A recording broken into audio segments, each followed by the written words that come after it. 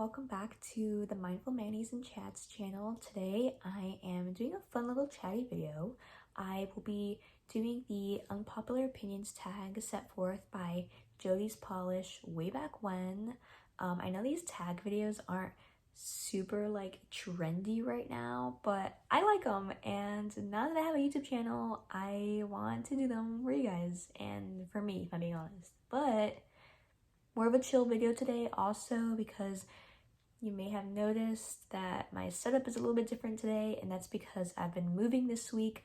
However, I still wanted to bring you guys a video, so that's why we're doing more of a chill video today. But I hope you guys still enjoy, and we should just get started. Number one is a popular polish that I don't like.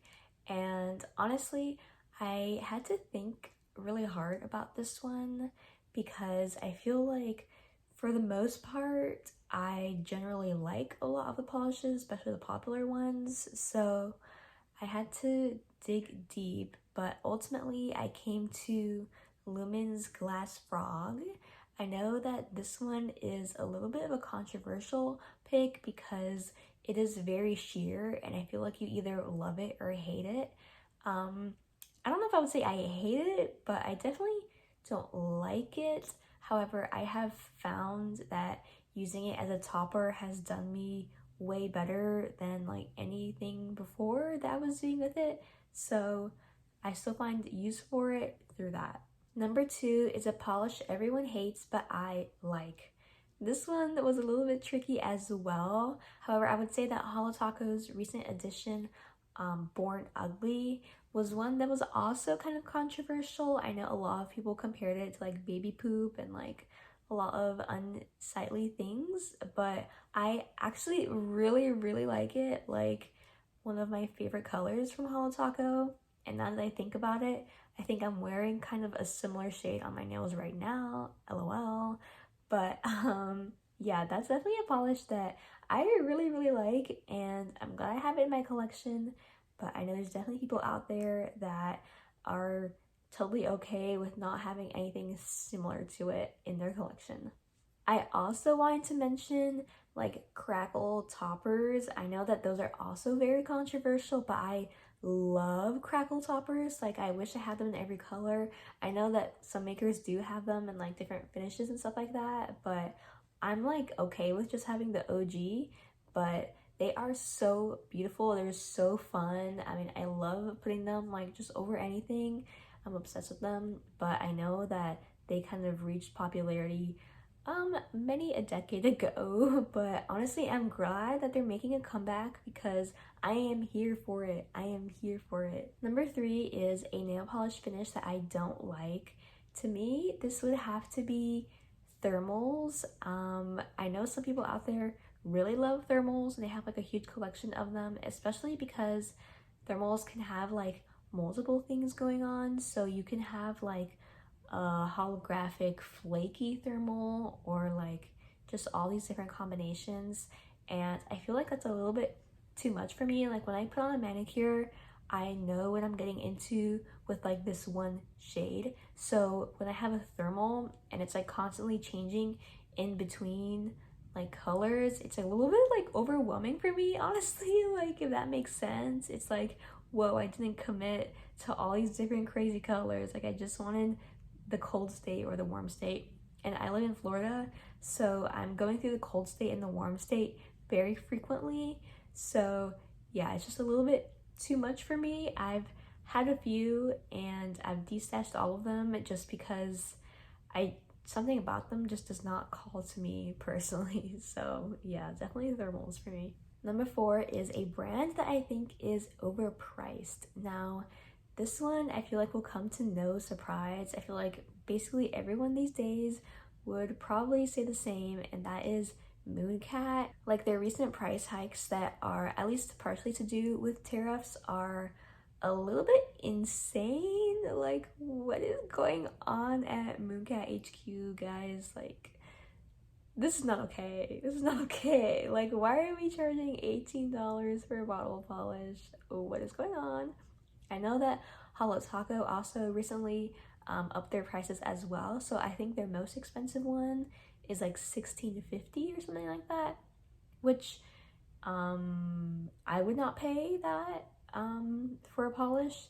Like I think my max is like $15, but Mooncat is just really just taking the piss, going full $18 for a bottle of polish. I mean, no from me. No from me, but there's definitely people out there that will pay for it because, you know, they love Mooncat, and I get it. Honestly, like, if it's something you really, really like, $18 at the end of the day isn't like a crazy amount of money. If that's gonna bring you like insurmountable joy and all you have to pay is $18, I mean, go for it, I guess. But yeah, I'm not gonna be doing that. I will not be participating in this $18 a polish shenanigans that's happening over at Mooncat. Sorry, not sorry. Number 5 is a trend that I can't get on board with. For me, this would have to be like the ruffian manicures, also known as the reverse French manicures. They've been around forever, so I don't necessarily know if they are like something that's new and trendy and popping, but they definitely exist out there, and I've been seeing a slight increase in people doing them recently. To me, they just look like unfinished like manicures, or they're like outgrown or something, especially when people have like a really dark color closest to their cuticle and like a light color for the rest of it. It just looks like you have a bruised cuticle or something. I mean, obviously you don't, and I'm sure some color combinations look more appealing than others, but yeah, it's definitely not my jam. I think maybe I've done it once before, probably not. I feel like it would be fun to try it. Like, just because I don't like it doesn't mean I wouldn't try it. I have done many a thing on my nails that are not very cool, but I still do them because they're kind of goofy. So I feel like ruffian manicures kind of falls into that trend, but yeah, that's just my opinion, you guys. Number 6 is a trend I didn't like at its peak, but I like now. This would have to be reflectives for me. I don't know if that would necessarily classify as a trend, but I think when they first started coming out, like a few years ago, they were everywhere. I mean, I think the market was oversaturated with reflective nail polishes, especially when it was just like pure reflective like bombs. And I was like, guys, this is a little bit too much, all for something like you can only see with a flashlight. And eventually I did buy a polish that like a small part of it had reflective pigment in it, but I was mostly buying it for like the other aspects of it. And once I tried that, I was like, wait, this is different, because for the most part I thought it was basically the same as like holographic. Like I knew it wasn't rainbow, but I was like, okay, sparkle is sparkle, you know? But it was honestly pretty different, and I understand the appeal now. I still don't know. I've recently bought one from Lurid Lacquer as well, so I think I probably have around 3 reflectives in my possession right now, and I'm not looking to do anything crazy. Like, I'm not trying to buy any more reflective bombs, but I'm slowly tiptoeing my way into the reflective pigment waters and taking my time. But I definitely was a hater of them like a few years ago when like every other polish was reflective. But I'm coming around, you guys. I'm coming around. Number 7 is a color that I don't wear often. This would have to be gold for me, just because I really am a silver girly through and through. So gold, I feel like, just does not look great on my skin tone. And that's not to say that you can't or shouldn't wear something just because it's not good on your skin tone, but I feel like it looks especially not good on me. I don't know. That's just me though. So of course, like for some people it looks amazing, and I do like silver polishes. I mean, I wear silver polishes, but yellow isn't really a color that I gravitate towards anyway. But there are some yellows that I do like out there. However, gold is really just not it for me. But there are some really pretty ones out there. I actually have a gold on my wish list right now with Starly. It's called AU, and it just looks great for nail art. But I don't know if I would wear like a full gold manicure. It just feels like a little bit too much for me, a little bit too fancy, you know what I mean? A little bit too regal. Number 8 is a polish that I like, but I think is overhyped. I brought up 2 different polishes for this. So one is Lurid Lacquer's Indomitable. I feel like everyone and their mother that has this polish raves about it.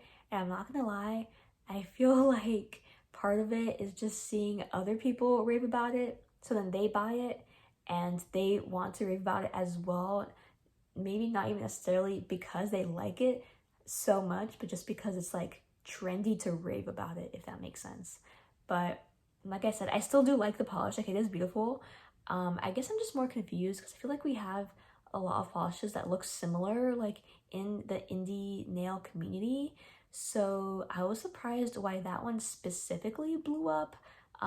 Maybe it was because I think that was one of the first polishes that Lurid Lacquer released. So when everyone was just like trying the brand for the first time, that was one that they picked up, and it kind of like blew them away and made a good first impression on the brand overall. But yeah, I mean, I have like 2 other polishes that look pretty similar.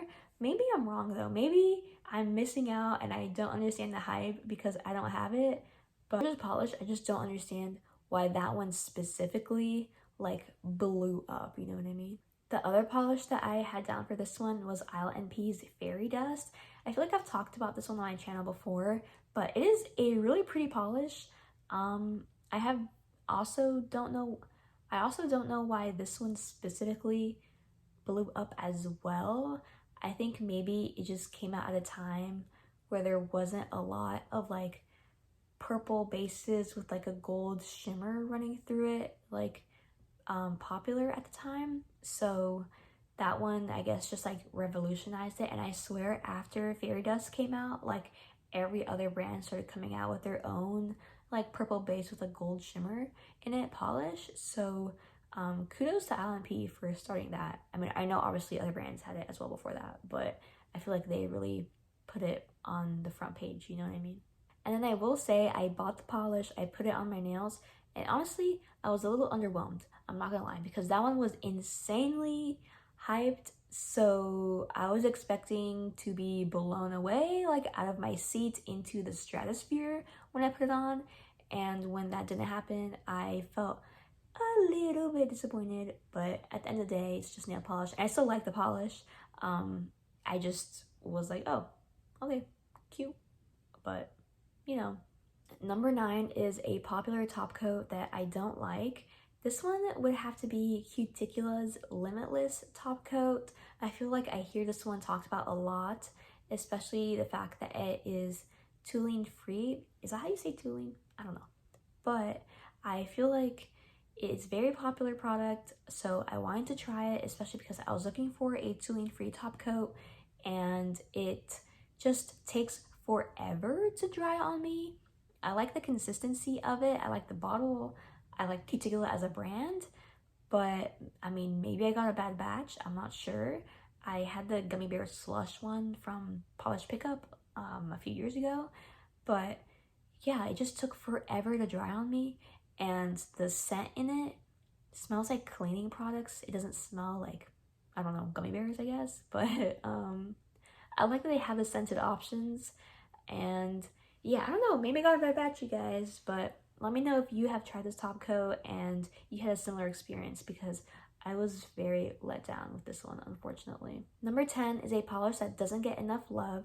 For me, this is ISLE&P's Mila. I think it is a older shade from ISLE&P, so I guess it makes sense why people maybe don't know about it or don't talk about it very much, but it is absolutely stunning. For some god-awful reason, I cannot find my swatch picture of it, but I mean, I love the polish. It just feels so light and like airy and ethereal, but still like beautiful. I don't know how to describe it. It's just stunning, and that whole lineup of formulas from ISLE&P, I would really recommend. They are gorgeous, and Mila is just one that I always think about that I should wear more often, let's be real. But yeah, it's just absolutely stunning, and I think people should talk about it more. It is definitely a polish that I recommend. Alrighty, you guys, that's all the questions included in the tag. As far as who I'm gonna tag anyone who wants to do this. Just a little fun little moment, you know. But thank you guys so much for watching, and I'll see y'all in the next one. Bye.